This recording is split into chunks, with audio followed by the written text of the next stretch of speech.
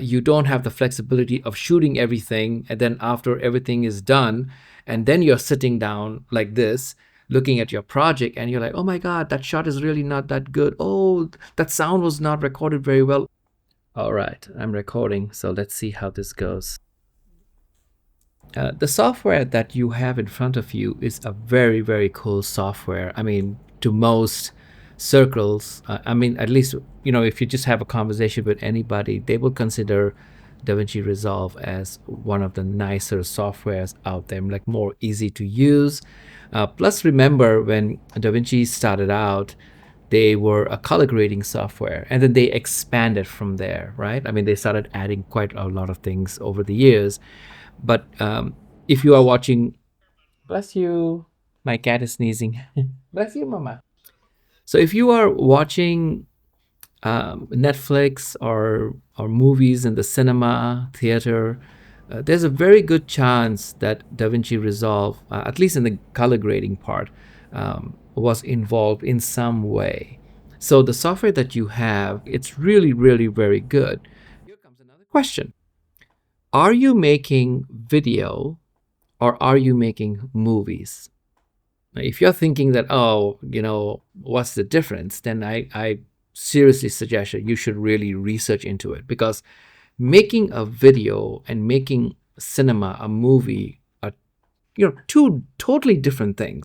If you're making a video, you don't need DaVinci Resolve, right? You can just use CapCut and make a video, and the learning curve for CapCut is very, very small. But when you look at DaVinci Resolve, the learning curve is very, very because it is a full program. I mean, it has its cut page, which is used for making quick edits. Because remember, this software is made for cinema people. So normally in a cinema setting, when you are working in cinema, you have shots that are done every single day.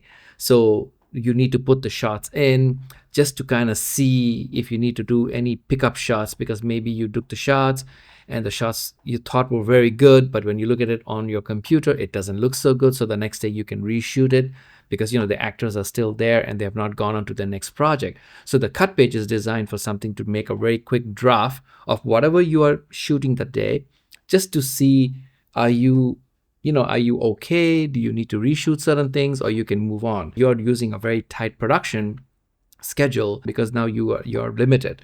So the cut page is designed so that way, whenever you shoot anything, you can quickly do a layout and just kind of like see where you are. No color grading, no nothing. And also your assistant directors, so your assistant editors and all that stuff will be using the cut page and the media page to start logging in all the footage. So you as a director don't have to wait for 31 days to go by to start your project. You can start looking at things as a editor. Working with a director, you probably want to be on set because you want to see what's going on. Some editors don't want to be on set at all. They just want to look at the dailies because they don't want their eyes to be corrupted with what's going on in the shooting location. They just want to look at what was shot in the frame so that they can start making their movies. So if you look at DaVinci Resolve, it is designed for all of that kind of thinking. So if you're making a video, you're not thinking like that.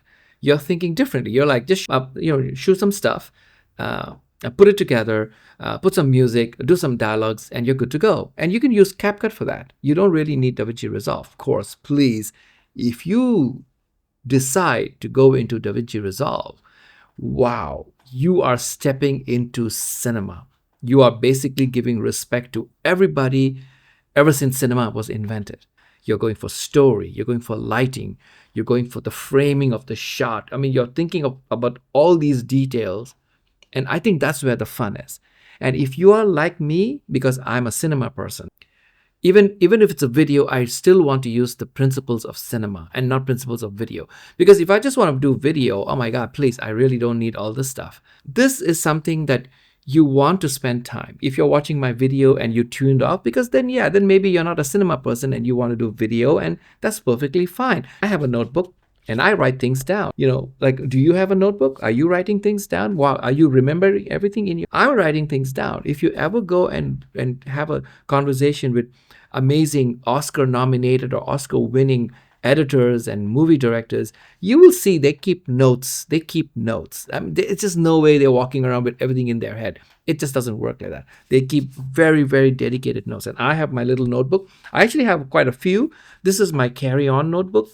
So it's very like small, and I can just throw it in my bag. It's light, it's not that heavy, and I have index, and I have shortcuts for DaVinci over here, and I write notes fully, every single thing, ideas, technical stuff. I try not to get into the technical so much because I want to enjoy the process and not start thinking of numbers too much, because I don't want to do that. But right now, I just want to take down notes so that I can start making better videos. I watch what cinema people are doing, and I watch what video people are doing, and I see there is a very, very bold line between video, excellent video, because a lot of them are using FX30, FX3, FX4, the new Sony, the new Canon, Red, even Arri Alexa, by the way.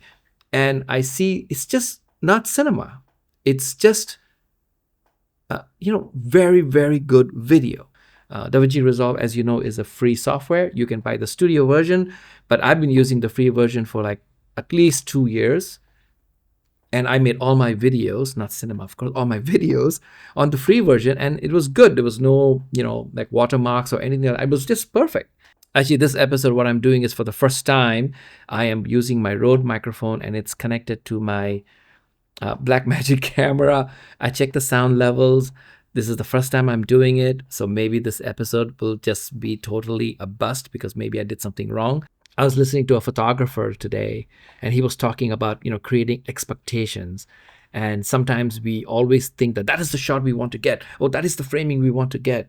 And then we go on location and we're just nowhere close. So maybe you should not set up expectations.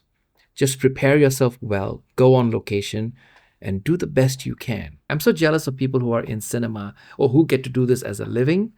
I am officially jealous of you guys. See you in my next episode. Thank you. Bye-bye. Okay, so let's see if this recording actually took place, because my microphone is here, my camera is there. I can't see the levels because I don't have an external monitor. Maybe I should get an external monitor. Okay.